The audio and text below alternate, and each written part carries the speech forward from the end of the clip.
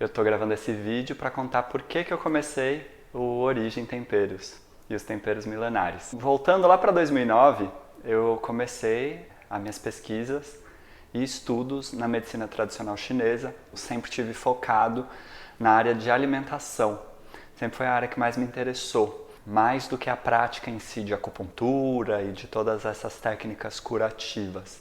Eu sempre quis saber como que a medicina chinesa via a alimentação e a saúde. Em 2012, quando eu trabalhei com algumas equipes de saúde nos Estados Unidos, eu entrei num contato mais profundo com a fermentação.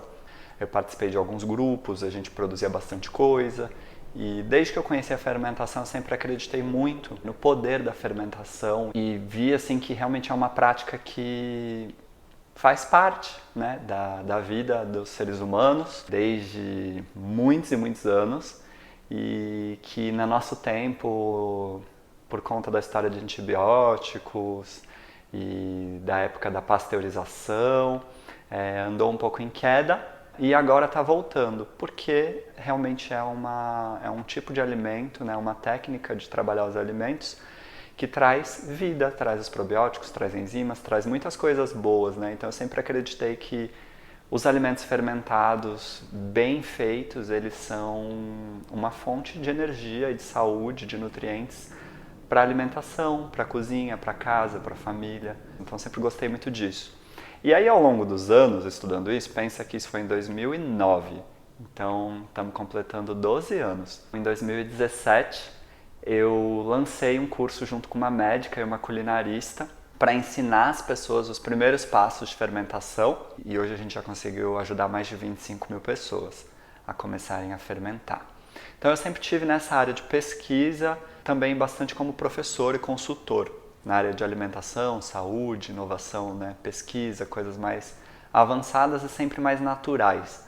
O que aconteceu foi que eu comecei a perceber que a gente vive muitas crises, né, no Brasil. E quando a gente está em crise, eu acho que uma das coisas que a gente faz é economizar dinheiro, e quando a gente economiza dinheiro, fica mais difícil investir em educação.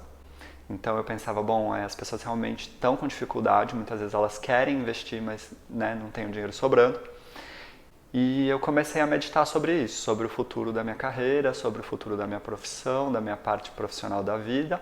Me veio mesmo pela meditação a história de produzir miso.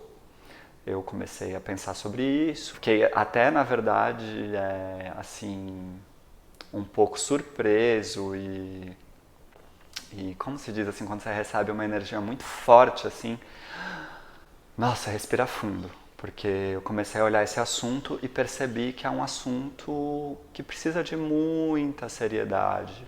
Pelo menos eu sinto assim, porque eu percebi que existe uma documentação do Império Japonês desde o ano 701, que ela começou a ser produzida.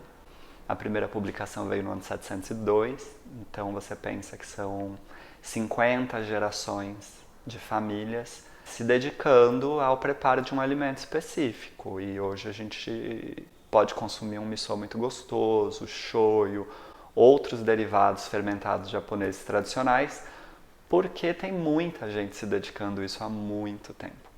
Então, quando eu senti isso na minha intuição, assim, o meu primeiro passo foi: eu não vou dar para trás, mas eu vou bem no meu tempo para frente, porque eu acho que isso é um assunto muito sério.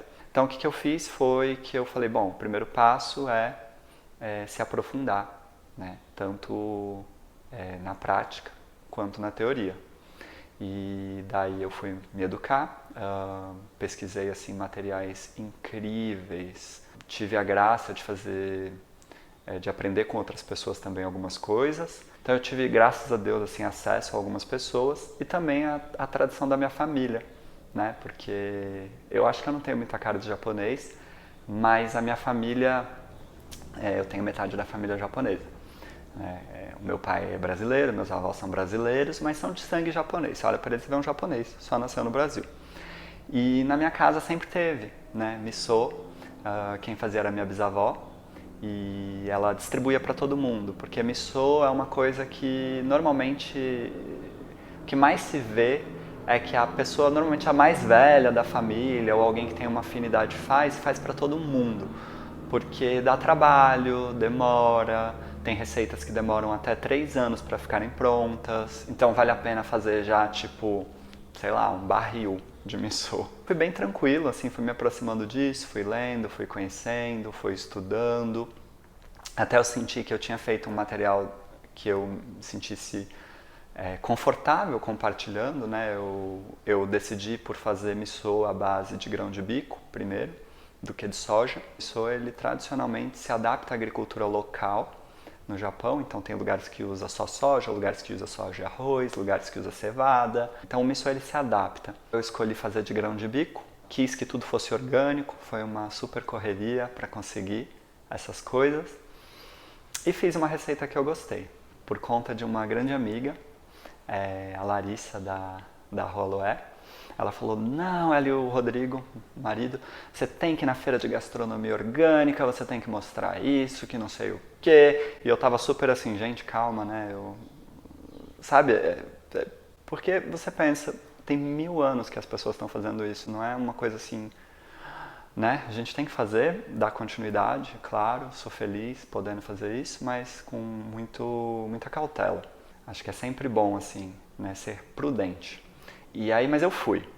E eu tive, assim, grande sorte, grande honra, e foi uma felicidade muito grande, porque várias pessoas provaram. Foi um final de semana de uma feira, na época que ainda não tínhamos a pandemia, e eu tive, assim, a grande honra de que uma chefe que é das que eu mais admiro no Brasil, que é a Thelma Shiraishi, ela passou no nosso stand, provou o miso e gostou. No momento eu não a reconheci, fato é que a gente vendeu tudo, de tudo que eu tinha produzido foi vendido, assim, acabou. Eu até vendi mais do que eu devia, tipo, tiveram uma pessoa que esqueceu o miso dela na banca e outra pessoa comprou. Então eu fiquei até devendo de entregar para ela um da próxima leva. E de repente chegaram assim várias pessoas dizendo, nossa, a gente quer comprar o seu miso porque a chefe Thelma deu uma aula e ela falou que aqui tem um bom miso. Então esse foi o primeiro passo na prática da gente vender e que eu fiquei muito contente fazendo. E com o tempo eu fui juntando isso que eu contei para vocês no começo, que é que eu estudava medicina chinesa, eu estudo, né, desde 2009. E eu comecei a entender sobre os ciclos da natureza mesmo, por que a natureza oferece certos alimentos em certos momentos e como que a gente pode cuidar dos nossos corpos, porque tem momentos propícios para as coisas. Eu estou gravando esse vídeo no verão, tá super calor, a circulação sanguínea está favorecida, o corpo está mais expandido. Então o que a gente pode comer para esse período, que é diferente do inverno, que é diferente do outono, que é diferente da primavera? Criamos os temperos milenares, que é usar essa fermentação base que chama koji, que faz o miso, que faz o shoyu, que faz vários outros alimentos e bebidas, para a gente ter temperos que nos harmonizem com a natureza. Então comecei a fazer isso, estou muito contente fazendo isso. Essa foi a forma que eu encontrei, sabe? Abrir essa empresa porque eu gostaria de consumir bons produtos, como um miso que não foi pasteurizado, que é feito orgânico, que usa água de fonte. Porque eu acho que tinha que ter, sabe? Tipo, no Brasil alguém oferecendo essas qualidades. Tem que ter mais, precisa. Né? O meu sonho é que essa empresa continue vivendo mesmo depois que eu morrer, sabe? Tipo, que a gente construa mesmo uma coisa muito boa e que essa coisa possa sempre estar oferecendo. E que ele possa, de alguma forma, honrar, né? Essa tradição que vem sendo construída e que ela possa crescer, porque depois da Segunda Guerra Mundial, muito do miso artesanal do Japão desapareceu, do shoyu artesanal, entrou-se a industrialização, os produtos químicos, a neutralização dos probióticos e uma série de coisas. Então eu gostaria muito que isso pudesse ser continuado oferecido, porque é gostoso, porque é altamente nutritivo, sabe? Ele dá sabor a tudo e é altamente nutritivo. E nossa, né, a gente tem que poder ter acesso a essas coisas. Então foi por isso, foi mais ou menos por aí, assim. Contei pra vocês um pouquinho do que está sendo até agora. Quero muito que você conheça o miso que a gente faz, o shoyu, os molhos, os temperos milenares. Então te convido a entrar no nosso site, que é origemtemperos.com.br. Muito obrigado e até um próximo vídeo.